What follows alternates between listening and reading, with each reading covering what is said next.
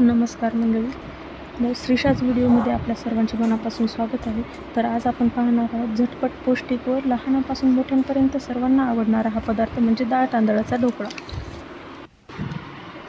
3 वाटी तांदूळ, 1 वाटी उडीद डाळ व अर्धी वाटी हरभरा डाळ हे आपण सर्व 6 ते 7 तास छान भिजवून घेऊ व ते छान भिजल्यानंतर मिक्सरला बारीक करून घेऊ. त्यामध्ये आता आपण 1.5 चमचा साखर, 1.5 चमचा मीठ व 1 चमचा लिंबू सत्व टाकून छान फेटून घेऊ व ते 10 मिनिटासाठी झाकून ठेवू. ते पीठ छान भिजेपर्यंत आपण आता इकडे ढोकळा पात्र नसेल तर इडली पात्र, आता इथं मी इडली पात्र घेतले आहे.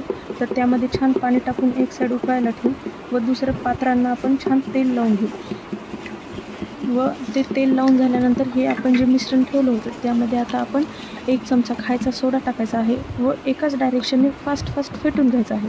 तर ते जसं आपण फेटताल तसं ते पहा किती छान पीठ मस्त फुलत आहे.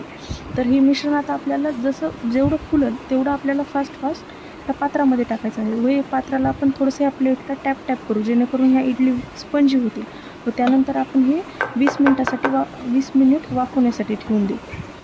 आता हे मी 20 मिनिट वाफवून घेतलं आहे. तर पहा किती मस्त अशा इडल्या स्पंजी होतात त्या व त्याला थोडंसं एक अर्धा मिनिट आपण थंड होण्यासाठी ठेवू जेणेकरून ते खाली चिकटणार नाही व ते थंड झाल्यानंतर आपण काढून घेऊ. आणि काढून घेतल्यानंतर आपल्याला यावर तडका टाकून घ्यायचा आहे. जिरे मोहऱ्याचा आपण जे तेलामध्ये तडका करतो तो तडका टाकून त्याला मस्त छान कोथिंबीर टाकून सजवून घेऊ व त्यासोबत नारळाची चटणी आणि टोमॅटो सॉस देऊन लहान मुलांना, मोठ्यांना सर्वांनाच आपण खायला देऊ शकतो व असं हे छान मस्तपैकी सर्व करू. धन्यवाद.